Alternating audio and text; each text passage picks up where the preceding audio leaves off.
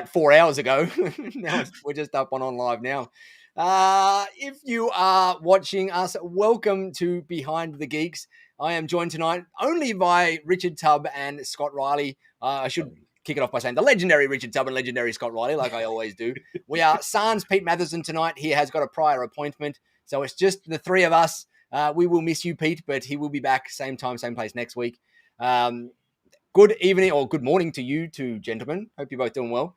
Yeah. We picked a topic that we didn't even talk about this beforehand, so we're not sure where it's going to go, how deep we're going to go in it, whether it's going to go sideways into another topic or not. But this whole, the industry is obviously going through some crazy change at the moment. There's been the news out in the marketplace of Kaseya buying Datto, which is a massive, massive, massive purchase in our world. It's like, I was trying to tell my wife what it was like, and I said it's like Mercedes buying BMW out there, essentially, or Ford buying Holden or in Australia or whatever it happens to be. It's like two big players, one buying the other. And so it's a huge change and a huge bit of news in our industry. And so we thought we'd have a bit of a conversation because there is so many heated, I'm going to call them arguments, but the arguments is probably not, well, actually it probably is the right word at the moment. But there's so many heated opinions out there from everybody on different sides of the fence. And let's not beat around the bush. Like Kaseya has had a bad rap sometimes over the years for ways they've approached certain things and has got a bit of a history of doing things in ways that doesn't align with a lot of smaller MSPs out there. And so that's kind of overclouded this thing because a lot of them are worried that they're going to be doing the same thing here to Datto that they've done a couple of times in the past of things. So there's a lot of craziness floating around in the air around it.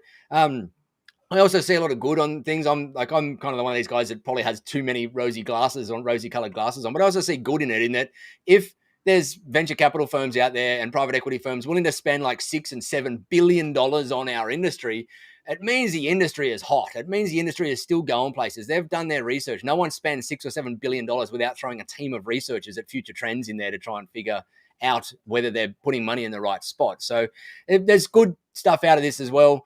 But I thought we'd open it up to have a conversation around this whole notion of vendors buying other vendors and this whole cycle of things happening and what it means for people. And there's been a ton of comments out there and commentary from other shows in the MSP space and podcasts and whatever.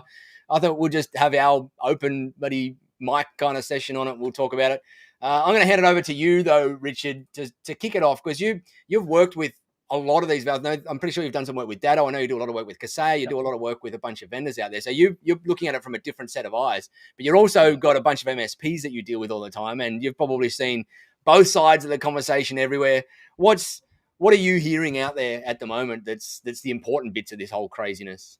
Yeah. So I would say the first thing is that I'm hearing a lot of negativity around the deal that went round. I mean, that's obvious. And like you, Nigel, I wouldn't say it's rose-tinted glasses because you and I, or especially in my position, I've got the privilege of being a former MSP who still works with MSPs, but also does a lot of advisory work with vendors. So I'm right in the middle there. So I see things from sort of both sides of the fence. And, there's this continuous conflict, isn't there, between some MSPs out there and some vendors out there, because let's not give this broad brushstrokes. And it's a bit more of a confrontational one where they're saying, oh, well, it's to do with contract lengths and this, that, and the other. And at the risk of alienating our audience, which I try to do every week. Very well, mind you. But there are so many good vendors out there. There are so many good MSPs who partner with vendors. And when a story like this comes out, it's usually the vocal minority, the negative vocal minority, who are first and making the most noise about it. So I will say up front that, there has been a ton of negativity around this story, and some of it is justified, absolutely. But I've spoken to a lot of MSPs who have gone, we'll work it out. They are data partners. They are people who work with Kaseya and they enjoy working with Kaseya. So, not everybody out there thinks that Kaseya is the devil. But the other thing is, in the industry as a whole, I've been banging the drum about this week after week, month after month, year after year. We have alternatives in this industry. So this deal coming through, I think broadly is good for the managed service provider industry because, as Nigel said, you've got people out there spending, what was it, 6.3 billion, was it? More than I have in my bank account. Crazy money, only a little bit more than Nigel Moore's got in his bank account, which shows you the amount of money it is. The point is, it's going to bring attention to the managed service provider space, and many other people are going to look and say, this is a serious industry spending serious money. So I think broadly it's good for the industry. But the title of today's episode, of course, we've got Should Big Vendors Keep Buying Small Vendors? It's the nature of what happens in our industry. It's the nature of what happens in any industry, isn't it, Scott? Small companies come along, big companies buy them up, and new small companies come along. Exactly. So how do you view it? That second bit there is the important point. New small companies come along. And so it's sorry, Scott, I know you were going to talk to them, but I just wanted to finish off Richard's thing with not a parable, analogy. The way I like to think of this is that song out of Lion King, one of my favorite musicals out there, The Circle of Life. And the whole thing is this circle of life is that vendors start small. ConnectWise and Kaseya and Datto and all these companies started small, 1 person, 2 people, 3 people, and they grew and they become the big ones, and you become the predators in the circle of life, or whatever it happens to be. And eventually they get so darn big that one day they're likely going to die. Who knows whether that will be in the next 5-10 years or whatever happens, or they're going to become stagnant, or they're going to become the Kodak and they get taken over, or whatever happens. But as these vendors grow up and mature and get bigger, traditionally what happens is they lose the smaller end of the marketplace, or the nimble end of the marketplace, because they at scale, they just can't have that connection with the smaller MSPs out there. And so that's when the new, as you just said, Richard, then the new vendors come in, and this new green grass and this new blood and this new fresh new tools and fresh new opportunities pop in the space for all the smaller end of the marketplace, or the nimble end of the marketplace. And they are awesome because they're able to learn all the lessons from all the previous vendors that failed at this particular feature or did this particular, and whatever it happens to be, and start from fresh. And so I think it's, whilst there's always negatives to this, as you said, there's lots of bad blood behind the scenes and whatever, but the reality is it's so good, because as this happens, this gives, so there's going to be no doubt a mass exodus of people from MSPs from either Datto or wherever they're going to go, that for whatever reason they philosophically disagree with Kaseya's vision in there. And so they will then vote with their wallet, and they will go and choose these smaller vendors that are starting up that might not have the exact features now. But what happens is all these new vendors now will then have nice big chunks of new coin coming into their budgets, and they will be able to go and throw that at R&D and go and throw it at new features and go and throw it at things and really build out their platforms and start to take steps up as well. And eventually, obviously, they will become the big vendors that will probably buy everyone else. But these things happen over 5, 10, 15, 20 years, not over 5, 10, 15, 20 weeks or months. They happen over long time periods. And so I see it as now this is going to spawn so much more R&D and features and so many more amazing things in those kind of mid-tier things out there now. That I know, Richard, you deal with a couple of the vendors like Super Ops and Atira and some of those guys and girls that are kind of popping up as that fresh. I've already seen this come through before. Obviously, I'm the old man of the industry. I've been around a long time doing this, but back in the day, we used to use an RMM product. I think, Scott, you did as well, called Hound Dog. So did I. Hound Dog, for a long time, people in the MSP industry, Hound Dog then became GFI Max. Yep, I used it then too. GFI. Then it became, I believe, SolarWinds.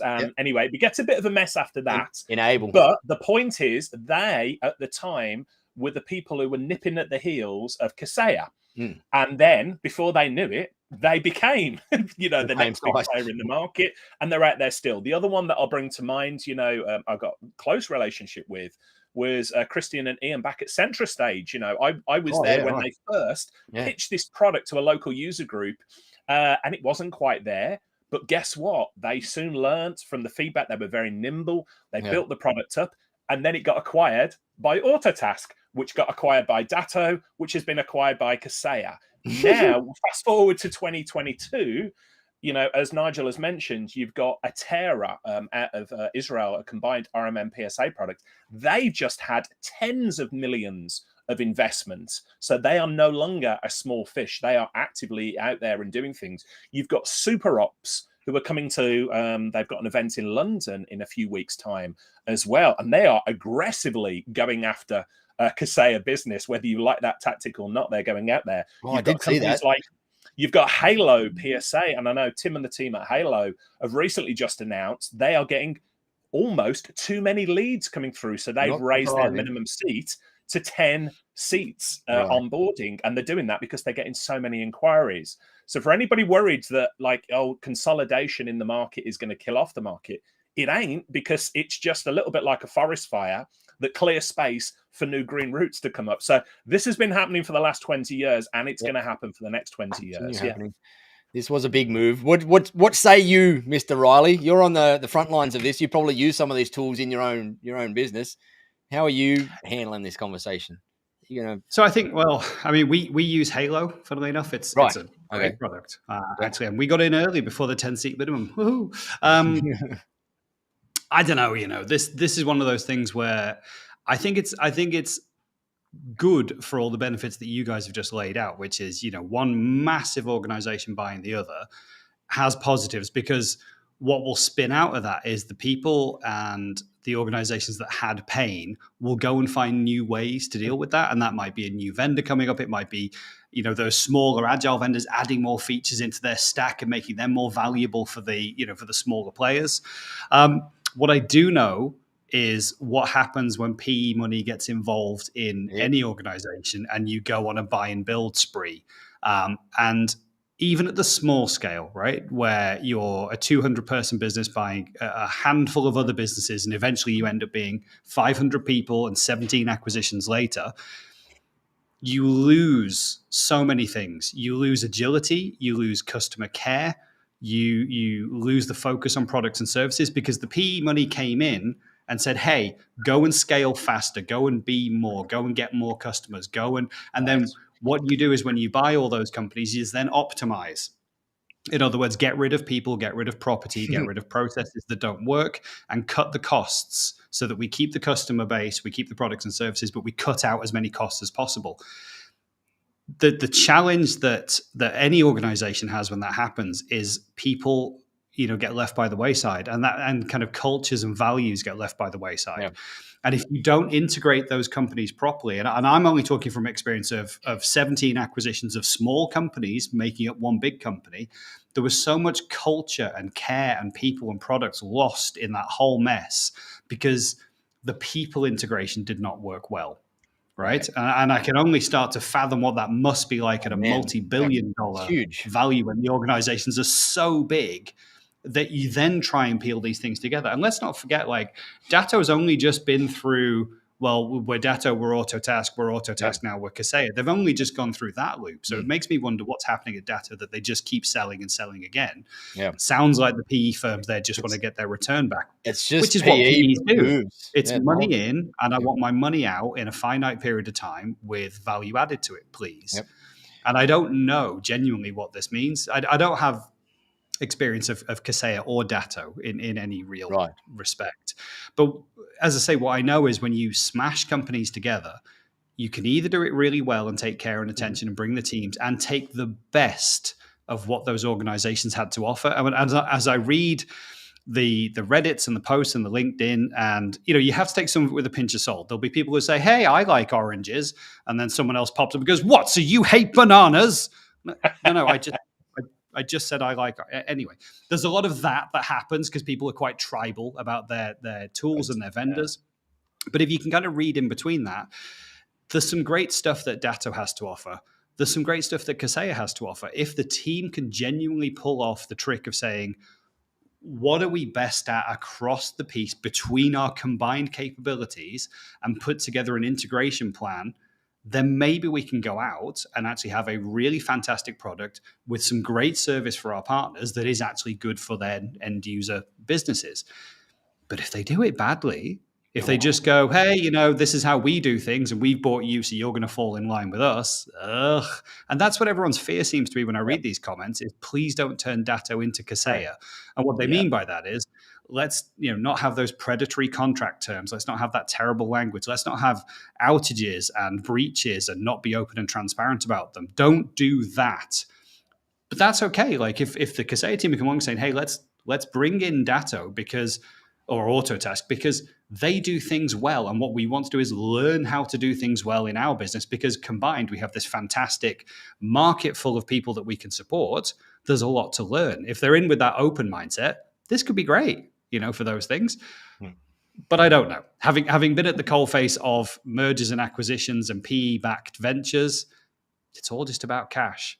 Yeah, it is. Unfortunately, the cash is the underlying thread that's going to sit behind all of these deals in here. I think one of the things that I hope the management teams and the C-suite and whatever can take some ideas from is that everyone was worried when the data auto task thing happened, right? We were having similar amounts, probably not as heavy, but similar amounts of conversations and commentary out in the space when that happened.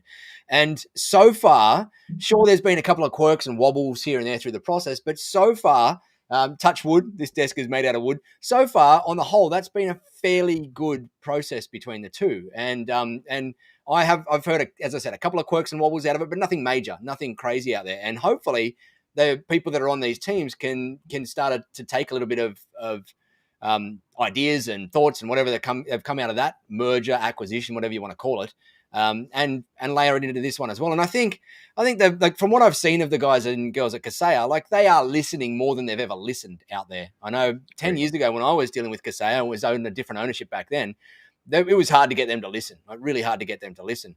I think nowadays I am seeing a lot more listening out there. Whether that's turning into action, that's going to take time to see whether it plays out or not. But there is a lot of listening and a lot of realization that they have made a couple of mistakes in the past, and that they are hopefully going to learn from them. They're certainly using the right verbiage in them. Time's going to be the real indicator of all that, though. And sure, there's, in any deal this size, just by its very nature, there is going to be collateral damage. And unfortunately, I wish it wasn't, but the collateral damage is going to err on the side of the clients, unfortunately. And that sucks.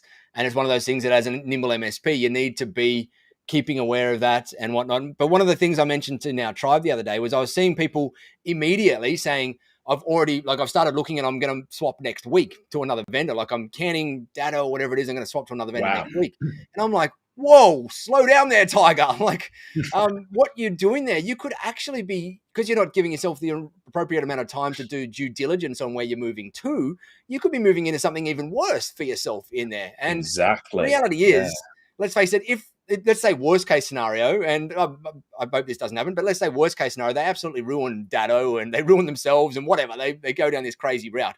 Worst case scenario, that ain't going to happen in 6, 12, 9 weeks / months, right? It's going to happen over a slow kind of period. And then it's probably going to fall off a cliff if it happens. Again, worst case scenarioing here. And so that means that anybody that is in that world at the moment, don't change your tools just yet. Go and do some proper good timed due diligence in there and do tool changes properly. Go out there and make sure you got the whole breadth of the market in there and you're asking the right questions and you're sitting with your team, you're doing all the product demos and do all of that sort of stuff and do a planned approach to it. You've got time. Nothing's going to break overnight. Nothing's going to change dramatically overnight. You're not going to have rug pulls overnight. Let's hope you don't. And I'm pretty sure you won't. You're not going to have that stuff happen overnight. So please, if you are rushing out there to quickly change your tools, just slow down, put your foot on the brakes a little bit and just take it a little bit slower. Sure, you still might end up changing tools, but what I worry is that someone's going to go, oh, crap, got to change this week. Bang, bang, bang. I'm just going to pick whatever vendor I see here that looks a little bit better because their pricing looks good. And then you go and pick that vendor, and then 6 months later, you realize you're in a worse position than you currently were in there because you didn't do all the due diligence around feature sets or support or whatever it happens to be. So slow the heck down, please. Let's talk about because you've got the conflict, haven't you, as an MSP here? And I'm going to call out especially smaller MSPs and nimble MSPs, and I've come from this background myself. The grass always looks greener on the other side. And I'm speaking specifically to anybody in the audience who's watching today who has changed PSA tool more than 3 times over the past 3 years. And your PSA tool, your professional services automation tool, should be one of the biggest investments you ever make in your MSP business. It should be your business operating system. And as a result, you should be investing heavily in the relationship and the technology there. So I'll say that up front. So I speak to PSA vendors. I've got good relationships with many of them, as I've already mentioned about. And one of their biggest frustrations, of course, is that when an MSP comes on board with them, they offer them onboarding assistance. Sometimes it's bundled, sometimes it's chargeable. And the MSPs don't take advantage of that. And then 6 months later, 12 months later, they say, your tool's not doing what I want it to do. I'm going to go and use this other tool because it's going to be better. So I'm going to go on record now, and I'm going to say to the entire MSP industry, every MSP watching this, I get asked this question all the time: what's the best PSA tool? It doesn't matter. They are all good. You cannot go wrong with whichever PSA tool that you buy. But the big question is making sure that you're culturally a good fit for that vendor. So if you're working with a vendor and they don't share the same worldview and values of you, that's when you should be looking for someone else. But I'm intrigued, guys. Do you sort of, and the other part I will say there, just before I move on from this soapbox, you should be reevaluating your tools often, but you should be sort of quick to evaluate the tools, but slow to move. Slow to change, yeah. So to Nigel's point, if this situation has been a catalyst for you going, we ain't been happy with our PSA tool for some time, we're going to move. That doesn't mean tomorrow. No. It means we are going to set a project up. We are going to evaluate the market. We're going to speak to vendors because, trust me, they want to speak to you right now. And we're going to make a informed decision about where we move our business operating system across to. But I might be talking complete rubbish here because, like you, Nigel, I have a fairly rose-tinted view towards these things and look for the positives. But I'm intrigued. What do you guys think? We've got a couple of comments in here. Jorgensen, hopefully I pronounced that right, says his biggest gripe is when they take great products and either strip them for parts or they charge an exorbitant amount for the service. Glue and Data Commerce is a prime example. And yeah, that's one of those things that it's when you're sitting in the shoes of the CEO that comes up with these ideas or whatever, you're probably going, this would be awesome to do this and do that. And let's go and do it and give me the 10 million and I'm going to go and buy that product or whatever it happens to be. But then what inevitably happens a lot of the time is they then try and realize, or they get in there and they realize the integration is so much harder than what they thought. And so they either strip it or they change the whole product pricing strategy around to something completely different. And that does suck for us all the time. But as Nick mentions down here, he says, we're completely reliant in our MSP industry on vendors who can sell or fail dismally at any point. And because we built our businesses underpinned in a market which is continually moving and always moving. And so this stuff is always going to happen. You're never, ever going to, you can't run a tech company without there always being consolidation behind the scenes and vendor moves behind the scenes and PE firms. So you got to start to roll with the punches rather than get smacked in the face by them and fall to the ground. You got to start just knowing that. And that took me some time to get comfortable with because I was like, every time I kind of feel like I'm getting good at things, a rug pull happens or a vendor changes this or whatever. And I go, pew, and I've ended up falling over. But nowadays, even in our current business, I've just learned to roll with those punches. Technology, the PE world, buying, mergers and acquisitions changes things fast. And it always will. It's not going to slow down in there. In fact, if anything, it's probably going to speed up in our industry with news like that you're going to see some more PE money coming in and more venture capital money coming in and again, more vendors popping up and more aggregation happening and consolidation. So it's going to be there. It's more, the more we can be nimble and flow with the punches as they come and hit us if they're something that doesn't align with us, the better you're going to get through them. And the less you're going to affect your business. And so one of the things that again saddens me is when I see so many MSPs get caught up so deeply in this news that it takes their energy away from their business for so darn long. And I look at it and go, guys, like, I get it. You just got punched in the face from a left bloody hook that you weren't expecting that changes things around, but recover quicker. Like, don't let that left hook take you out for 3 months of pain and changing around and whinging and spending your energy. Let it take you out for a day or two, if that. Go and make sure that you're then moving your energy back to your own business and building your own business and looking after your own clients and doing all of that stuff. And don't let these things take you out for too long. I'm seeing that happen a lot out there, that people are kind of getting stuck in this negative space, and it's really pulling their time away from their own business, which sucks. It really does suck. So anyway, that was my thought on that. And there was another comment in here. James asked, is it okay to make a suggestion? No is the answer to that one. Ignore him, James. You suggest away. Can you put in your post what the subject you are covering will be each week? Then we have an archive of topics and subjects. I thought we did. So we make a post about this show in a few different places. Perhaps in one of them we're missing putting the topic in there. So if we are, although we didn't decide on the topic for tonight until last night, so perhaps Fatima might have put it somewhere, or one of the people on our team might have put it somewhere in a spot without a topic for this week because we didn't decide on it until just yesterday. Yeah, James, we're not unprofessional. We are dynamic. Yeah, we're rolling with the punches. If you find a spot where it isn't commented on James, Facebook, so regularly, just we let us might just know. want to check there. That's a good point. Yeah. Sorry, what was that, Scott? I said he's commented on Facebook, so we might just want to check that the tight link goes Facebook, out properly yeah. there. Let us know. I can see it on LinkedIn and YouTube. It's up to date, I think. If it's endemic, let us know. But it could have just been that we didn't decide on this particular topic until last night, and Fatima might have already gone and put some notices out about the show happening this week earlier than what we decided. But we do try and put the topic at least, and we just try and come up with a question or an idea that we're going to talk about that week, and then we just get in here and we babble on. There's a bit of feedback about contract terms. So, yes. And I think this is a really good question. So Simon says, sorry, it was Aaron, wasn't it? He says, the thing that annoys me is the lock-in contracts being back again. Yeah. The cloud is meant to be versatile, supposedly, but now we're back to 12, 36 and minimum month contracts. Simon says, agreed. He says, we don't want to see changes in vendor contracts, 12, 36 months. You'll start to look around. I think, I don't know how you guys feel about this. There's two sides to this coin here. Personally, I think that cloud data should always be interchangeable. So you should be able to grab the data from any service and move it across to any other service. That was the dream when we first started with all these environment, wasn't it? It's not quite worked out that way, but that's something to bear in mind. But when it comes to 12, 36-month contracts, there's pros and cons to it. I've just talked about if it's your PSA tool, you should be making a long-term investment there, because this isn't going to be something that you're going to rip out in 3 months' time and say, oh, we're going to move from, Atera to SuperOps or Datto to whatever it might be. So I think these should be long-term investments you make, but you should always be keeping an eye on, is this working for us? And if it's not working for you, then make plans and say, when our contract comes up, we are not going to, pull the rug from under them. We are going to make plans to research the market and potentially move to a new supplier.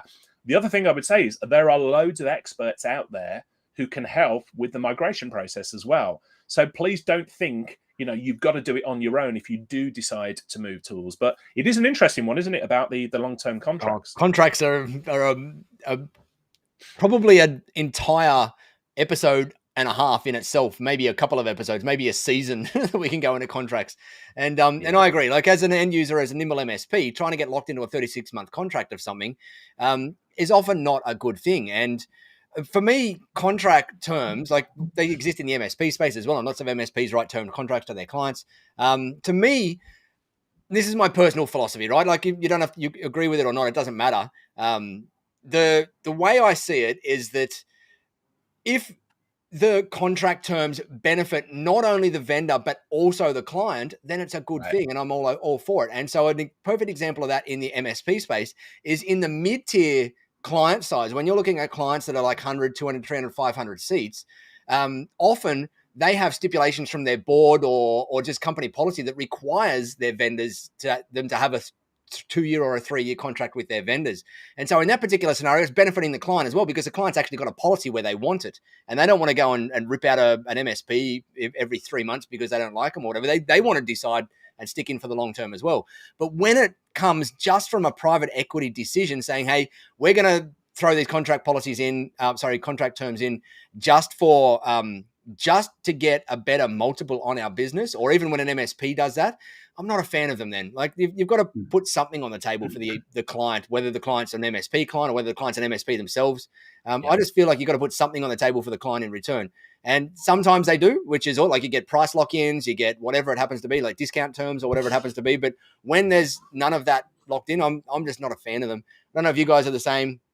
I just don't believe in 3-year contracts. I wouldn't sign a 3-year contract for anything. And I think, you might say, well, that's an agile MSP decision that you wouldn't sign a 3-year contract, because like everything changes so fast in our industry that 3 years is a lifetime, if I'm honest. If I think about what I was doing 3 years ago compared to what I'm doing today, it's entirely different. And the market's different and the products are different and the customer needs are different. I don't want to be trapped in 3 years of anything, even if they go, oh, but it's great price breaks. I don't care. It's useless to me.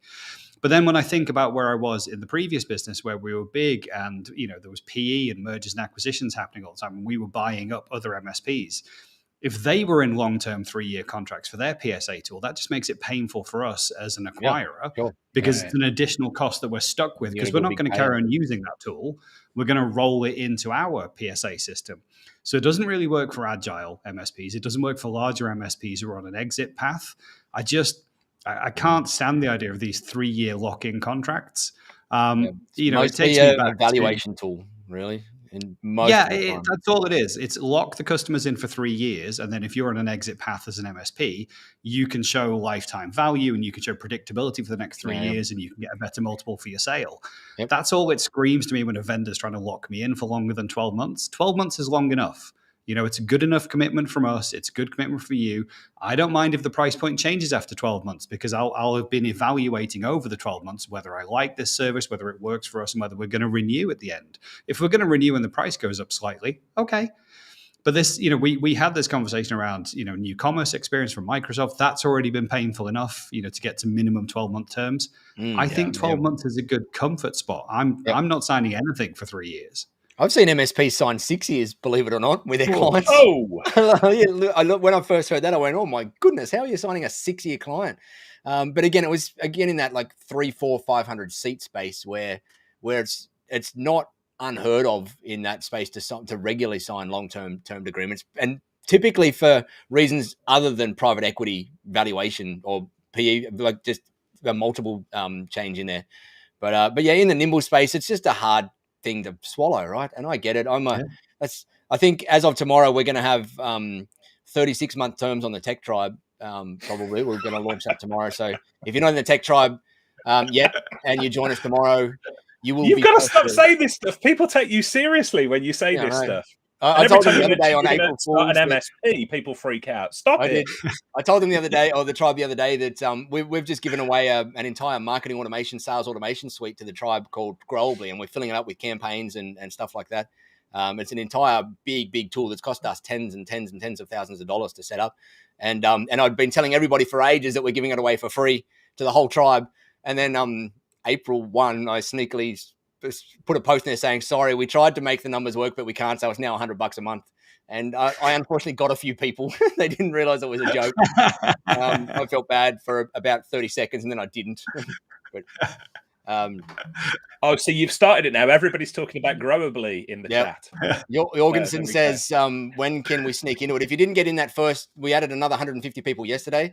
Within, hopefully, and I'm saying this live on air, so someone's going to quote me on this, but hopefully 2 or 3 weeks we'll have everybody in, and we'll open it up to everybody. We're not too far away, so just bear with us. We're just going through the final stages now of getting it ready to the point of getting everybody in there, so not too far off. But anyway, this isn't the Growably show.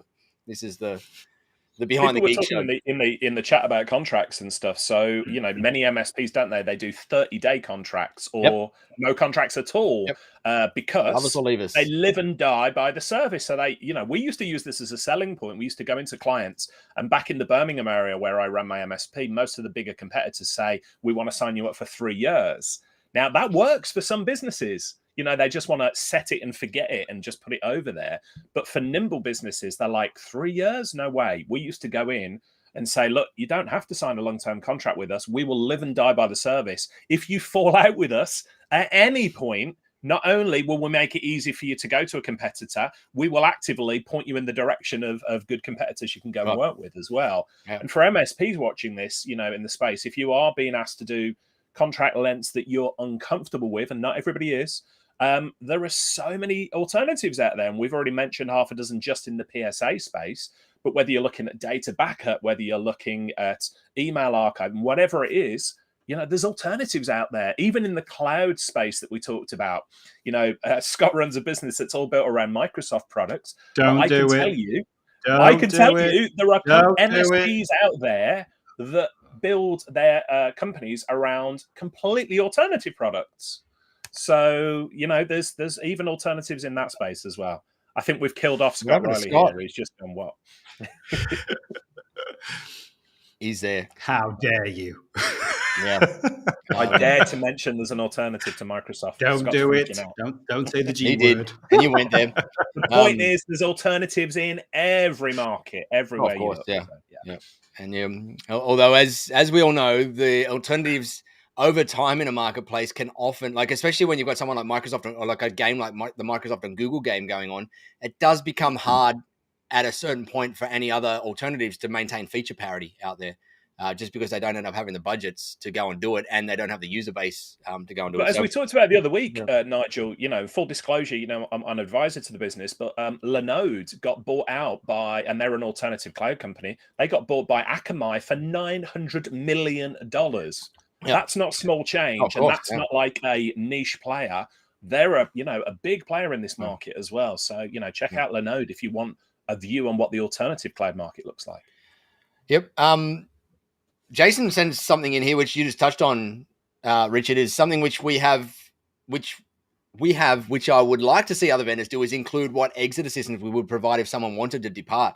And I think that's an awesome thing for any MSP to include in their sales process, as well as exactly as you said it, Richard, is like, here's our exit procedures. So if you do ever want to shift off, you can. We've actually done that with Growably. We've even got an FAQ page in there now that says, hey, I don't like, you guys are bastards, or I don't like dealing with you anymore. Can I move out? We say, yeah, you can. You've got this option to move out, or you can export your data and do this. And like, to me, it's being upfront and like, that's what builds you your goodwill, is being upfront. There's multiple reasons, though, isn't it? It's not just if you fall out with somebody. It could be, so-and-so competitors got a feature that is absolutely critical to us, but you don't have. Exactly. Sorry, guys, we're going to need to move. How can you make it easy for us? So I love Jason's point around this. Yeah, 100%.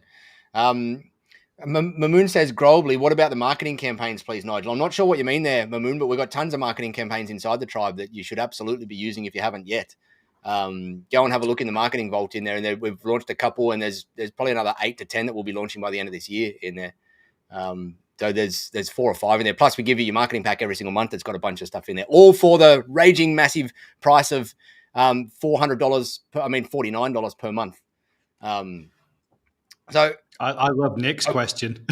Can we answer this one, Scott? This is a brilliant one. Yeah. Oh yeah. How did you work out? How do you work out who you want to refer your sacked clients to? And then Jurgensen says, depends if they're nice or not. Yeah, I think that's exactly right. Who do you like the least? So here's how I used to do it in my MSP, Nick, is we decided at one stage that we would be Microsoft focused only. We'd be Office 365 and Microsoft focused. So we wouldn't take on Google clients. However, I had a friend who had a Google MSP in Sydney, an awesome guy called Peter. And so whenever we had a Google deal come through, I would simply hand them across to him and introduce them to him and deal with it. And then he would do the same in return for Microsoft clients. However, for other clients, the ones that we loved, I was in a local what's called an SMB IT Pro community out here, which is like the SBS user groups or the ASCII groups in the US, or network group, or even the Tech Tribe local group around the place. Yep. And so I had a bunch of contacts in there. And when we outgrew clients, which typically happens to every MSP, as you get bigger and bigger, the smaller clients aren't a great fit for you. We had a couple of the MSPs in there that we would gracefully and kindly pass them to and do a really graceful changeover to them in. For the clients that we didn't like the clients, and I hate the term sacking, but for the clients that we no longer supported anymore, and we asked them to, or we told them that you've got to move to someone else, we literally just put them in touch with the organization, with SMB IT Pro professionals. Or we said, here's like, this organization here represents 150 MSPs in Sydney. Go and talk to them, and maybe they'll be able to introduce you to someone that would be able to suit your benefits there. And that then kept the onus off me introducing them to anybody out there and getting involved in the mix. I know there's some MSPs out there that go and introduce them to the bad clients, to the competitors that they don't want to see do good business. And so they go and let's speak to this point, Nigel, because I went through a situation, and I was advising an MSP recently, and they were like, we have got this PITA client at the moment, and we just want to get rid of them, but we want to do it gracefully because we don't like to burn bridges. And I said to them, and I'll say, it was Nick who asked the question, what do you do with clients that you don't particularly like? You don't want to refer them to somebody you know. Nick, I wouldn't say that's entirely true, because I have been in a situation where a client has absolutely not been a good fit for us. We've butted heads, we've not gotten along, and we've gone to them and said, look, we don't feel a good fit. Let's introduce you to this other MSP. And this other MSP has come back to us 3 months later and said, thank you, thank you, thank you. They are a wonderful client for us. And what we learned is, just because somebody's not a good fit for you doesn't mean they're going to behave in the same way with somebody else. So to Nigel's point there, please don't be worried about referring bad clients off to someone else, because they may be a good fit for somebody else, or that client may actually readjust their attitude before they go and work with somebody else as well. So that's just my view on it. Yeah. Awesome. And it's all about honesty, isn't it? It's about, you just being honest about saying, hey, we're just clearly not a good fit with each other. Exactly. I love the idea of referring them to an organization rather than an MSP, because if you do the thing of trying to just ditch them onto another MSP, hey, go work with these guys. The industry's tiny. We all know each other. God, yeah. We all bump into each other, and everyone's got long memories. we all remember. And so I just think you're better off having that honest conversation, even if you do intro with another MSP, to speak to them first and say, hey, look, we're just having a challenge. This is the type of communication that we have. It's just not working. So if that's the kind of client that you guys think you could work with, maybe it's worth having a call. But rather than setting them up to fail, they're great. These are we love them. We just I don't know. They're lovely. Just being honest. I think the whole time is the best way. Intro them to a community group like we did a couple of times, and I think that's your best chance. You're putting them in touch with an organization that's hopefully got a couple of hundred clients in there. In the UK, you've got CompTIA, a network group over there that would probably do something like that. In the US, you've got ASCII groups. In Australia, you've got SMB IT Pro Professionals.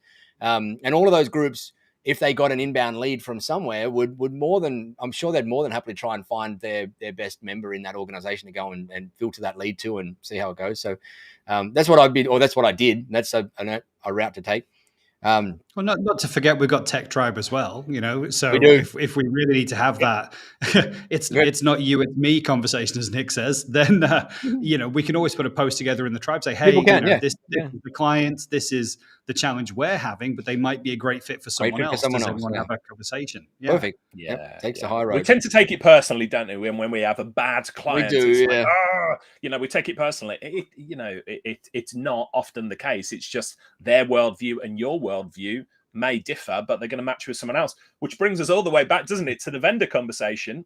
There's going to be some vendors out there that you absolutely get on with. There's going to be other vendors that you're like, no. And there's going to be other vendors still that you started to get on with and then grew apart from because of mergers, acquisitions, and things like that. The point is, there's alternatives out there. There's always alternative options that you can go and have a conversation with. The easiest way is vote with your wallet, but not too quickly. I think that's the whole thing of this: is vote with your wallet, not too quickly.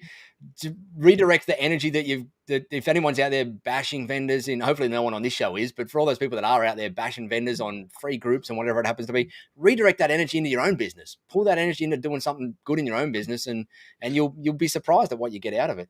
Simon says, I feel that the only bad clients are the ones that don't or can't pay invoices. Personalities don't always align.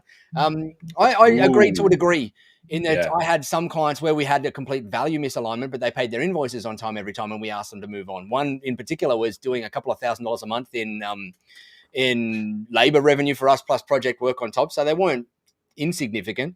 And they paid their bills every time. We never had a problem with them paying their bills, but we had a complete value misalignment in that we saw some things that didn't line up with my values in the way like honesty and trust and whatever. And so we had to ask them to move along because of that. The guys, I believe, nearly in jail now. That might give you a taste of what happened. Actually, we had two, that went down that route that we asked them to move along. Or we had to move them along. One wasn't doing a couple of $1,000 a month. They were probably doing $500 to $1,000 a month.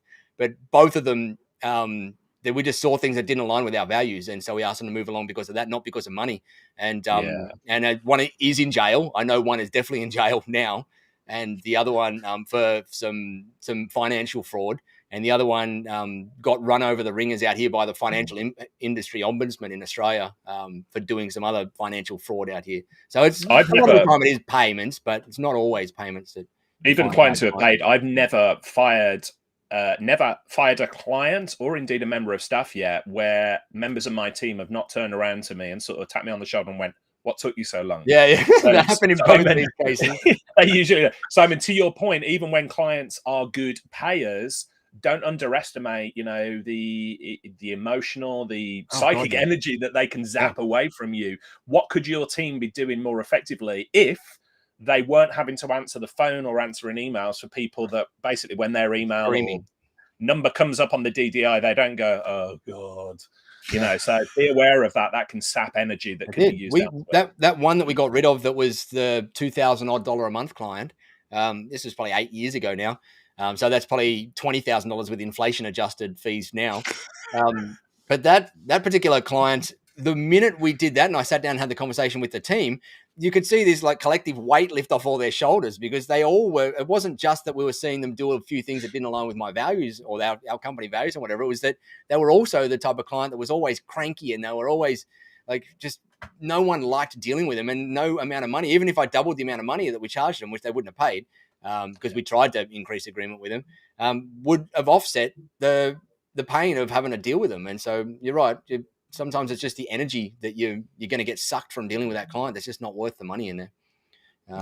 Anyway, back to vendors. We're off on talking about tangents here. I want to bring up an example that I think is a good acquisition. So the title of the show is "Should Big Vendors Keep Buying Small Vendors?" Now, the other week, Scott and I, we were at the CompTIA event, weren't we, in Manchester?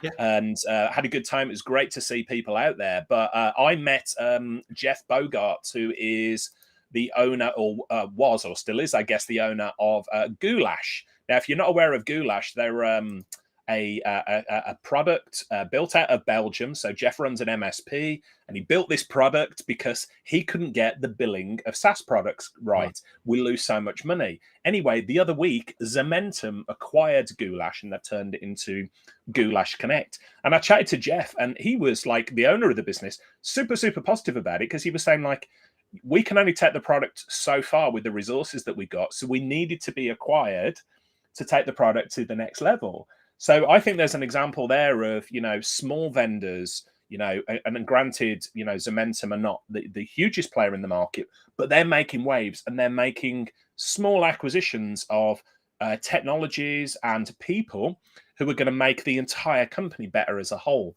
So we often think, don't we, big vendors just buying up small vendors for the sake of PE funding and the sake of profit and this, that, and the other. Quite often, the collective sum of the parts can be greater. The collection can be greater than the sum of the parts. So I think there's a great example there with Goulash being acquired by Zementum. I think that product is going to go rocket ship as a result of that acquisition. So lots of good stuff happening out there. Here's hoping. Right. Well, as we always do, if we don't have anything else to dive into, we could wrap up early. Have you guys or you gents got any other thoughts to add to the mix in here in the whole vendors buying other vendors, pros, cons, things to look out for, commentary to add? I just saw Nick mention something in most to being acquired as an exit plan, so it's tough to be too hard on companies. Oh, most of us aspire to being acquired as an exit plan, so it's tough to be too hard on companies like Datto selling. 100%. Like, I even look at it at the Tech Tribe. It's eventually one day the Tech Tribe's going to be sold, or it's going to go out of business. I've got zero plans at the moment for that to happen whatsoever, for full disclosure. But one day it's going to happen, and I look at that and I go, oh, like, it's going to have to be by one of the bigger. Like, it's to be able to pay for it is going to be a bigger vendor in some way, shape, or form. And so they're going to have their pros and cons to this. And I'm just like, when I sold my MSP, I went through the same thing of, like, no one's going to run it like we ran it and whatever. But we just had to do our best through that process to line it up with the people that we thought were going to be the best people to own and run that thing in the future. And it's hard. Like, as you say, Nick, like, all of us need to sell our business in one way, shape, or form, or we're going to be carted out of it in a box. That's the only other real alternative. Or the business is going to shut down. But the majority of us want to sell our business in there. And so we should be looking at our own business as well in that same with those same eyes of, what do I like? It's not going to be the way it was after I got out of it. And that's going to have to be okay, because it's the nature of the beast. Like, you're going to have a different vision to the people that buy your business, and hopefully you can align as close as you possibly can, but you will never align 100%. And I learned that through the years, and I think we're all going to learn it. So I think we do have to not put rose-colored glasses on, but just try and see that there's always people behind these things trying to do good the majority of the time in there, or trying to. The majority of the people that we're seeing in these deals are still trying to do good and trying to come to the marketplace with cap in hand, trying to figure out where they went wrong in the past and learn from it. Sure, PE money is going to push things in directions that we might not want, but with everybody going out and like one of the things I think we probably can finish on this is that I do want to still encourage is that we might be saying, oh, don't get all negative and don't get all whatever about it. And that's not what I want to see. What I do want to see is professional discourse happen out there. So far more people, if you do have a gripe about a particular way someone's doing something, instead of going to Reddit and whinging about it and saying, blah, blah, blah, this is crap, this is the way these guys do things, take it up properly in some way, shape or form in a professional way. Then and if you're not getting your voice heard via the people that it needs to be heard by, go and find a group of people that you can corral beside you that all agree with that same gripe or that same thing, and take it up professionally with them. And you'll be surprised. Most vendors, when you take things to them professionally rather than bashing them, they really do listen. Even the big guys, you'd be surprised at it. And I've seen that happen a number of times in the industry where a group of MSPs have banded together with a request that they thought was falling on deaf ears when it was coming from one or two or three of them. And they banded together and they said, hey, we're the working action group for whatever this happens to be. And we're coming to you in good faith. We're not coming to you to bash. We're not coming to you with this. We just want you to hear our story and our side of things here, because we honestly firmly believe that you should be taking a different stance here or making a different decision here. And you'd honestly, like, you take that approach in things and you're going to have a 20 times better chance of getting impact than going out and bashing on a Reddit group or wherever it happens to be in there. So if you are out there and you do feel there's things that aren't happening the right way, by all means, please take it to them and bring it up in places like the Tech Tribe or wherever you happen to be professionally. Bring people along for the ride, and hopefully you can and will make some change in there. Most vendors have an advisory committee of MSPs. If your vendor doesn't have an advisory committee, well, they really should use Nigel's advice there, pull together people and become your own de facto advisory committee to them. And if they're smart, they will invite you to go into their inner circle and advise them directly anyway. So, yeah, there we go. It just takes doing it with common decency, not with a mudslinging match, is all it takes. And I know that's hard.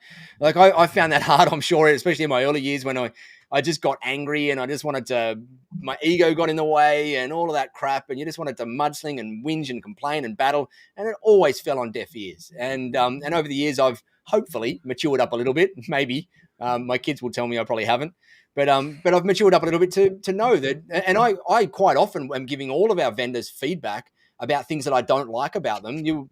Probably a day doesn't, or a week doesn't go by when I'm not delivering feedback to some of our vendors around things that I don't like about it, or about their service. But I am always doing it professionally, and I'm always doing it and helping them understand my thought process behind it and why I've got that rationale. And I typically do it via a video as well, so that they can see my intent behind the things rather than just things. And so the more you can do that, the better. Who's Pete's this Pete Madison guy who's jumped in? I love Pete's comment. Please title this episode, Nigel's plans to sell the Tech Tribe. If anyone would like to buy it, it's going cheap at 25 million. No chance. As I said, someone asked me, I've had a few people ask recently if I'd be interested in selling the Tech Tribe. And I said, if you want to get the Tech Tribe out of my hands right now, you're going to have to throw me stupid money. Because I'm not ready to sell. We've got so much more vision to create, and we're only just getting cooking with gas. And so, sure, sometimes stupid money gets thrown at you, but it's few and far in between. And so I'm not in any place where I'm planning to sell at the moment until someone comes along with stupid money, or until I've put a good few more years into it and got it to the point where I can only take it that far and I can't take it any further, and someone else will take it to the next part of the journey. This is the action group for Nigel. Open up globally to everyone and would like you to listen to our story. Mr. Wayne Small is on here. An old friend of mine. Wayne and I used to be business partners many years ago, and Wayne has founded a very, very influential MSP out here in Australia called Correct Solutions. Ran it for many years. Had another business partner coming called Ryan who helped him run it for many, many years. I was working with them for a little bit. And they've recently had a big sale of their MSP. They grew that MSP to a rather large MSP here in Australia, and rather influential. And Wayne, I believe today is the big news that he has finally resigned from something like 25 years of being in that MSP. Wow. So awesome being one here, Mr. Small, and congrats on the big news. I know a lot of that. I don't think there's a single Aussie MSP, and there's a lot of MSPs in the US and UK that most people know of Wayne and have heard of Wayne over the years. I was with Wayne I think it was in Houston, Texas, 15 years ago, Wayne. Wow, there you go. I probably still got the photographs, so send me something nice in the post, Wayne. Otherwise, the photographs will see the light of day. Oh, were they those sort of photographs, were they? Yeah. And as Wayne says, though, like Wayne has also, like you, Richard, he's worked with vendors and in the MSP space. He's done a lot of work on both sides of the fence. So he understands that vendors do listen when stuff gets delivered to them in clear and concise ways and with the right intent and with all of this stuff. So Wayne's a great guy. Congratulations, Wayne. Yeah, you're not going to release those photos, you said. Kaseya presents the Tech Tribe. We're going to end here. We'll end on that bombshell. I've just tweeted it out. Let's see what the responses we get to that. So, yeah. And I saw another message up there from Mamoon is asking about some of the nurturing stuff that we've got inside the Tech Tribe. Mamoon, you're probably better off asking that inside the tribe. If you weren't on this morning's call for Globally, we talked about a bunch of nurturing stuff on there. There's also still a bunch of nurturing stuff that happens in there. Each week we give you, each month we give you emails and all sorts of stuff. But ask those sort of questions inside the tribe, or email support if you think you're missing something or whatever in there. But go and ask those ones in there. This has been a fun episode. The live audience have been on fire this week. You've been the fourth member of the show this week. So. Sorry, Pete, you're gone. We're replacing you with the audience members now. We're crowdsourcing the fourth member of the show. We are. Right. All right. Well, time to wrap up. We're 30 seconds away from the hour, and we always aim for around an hour-ish on these things. So I'm going to do the wrap-up unless one of you guys want to. Pete normally does it, but one of you guys want to do a wrap-up? I was trying to remember what he says. But... Oh, here we go. I'm putting it on you, Scott. You've just raised your hand, and let's see if he can. Oh, man. Well, thanks for everyone for watching. Why don't you consider subscribing to the channel on YouTube? You can find us down there somewhere. We're on all your favorite podcast platforms. So, get in touch, and you can listen to us on Apple or on Twitch. Is it Stitcher? Stitcher. Why not? Yes. Stitcher. I don't know what he says. But yeah, that's it. Thanks for joining. Thanks for getting involved in the chat. It's amazing when we hear from you guys and we get to react to whatever you guys are saying. So that's always really fun. Sorry, Pete, that you're not with us this week. Enjoy that holiday. But that's it from us. Thank you for listening, and we will see you next week. Same time, same place next week. Pete says you've got to remember the like, subscribe, and all the things, wherever that happens to be. But the best place to, if you're not subscribed to the channel, is click on the subscribe button and click on the notification bell. I think that's like YouTube is the default where we push this out to. It does stream to other platforms, but YouTube's the best place. I think you did well, Scott. I agree. I didn't know we were on Twitcher. That's the bird watching platform, isn't it? I think Twitcher, Stitcher. We're not on Twitch. I don't think we're on Stitcher. Twitch is the live streaming platform. Maybe we are on it. I don't know. No, that's the bird watching platform. Oh, is it? Twitcher. Oh, I don't know. No, I'm making all this up. He's making it up, I'm sure. I'm clicking the end screen button before I sound silly because I don't know what they're talking about. Thanks, everyone. Have an amazing week. See you guys same time, same place next week.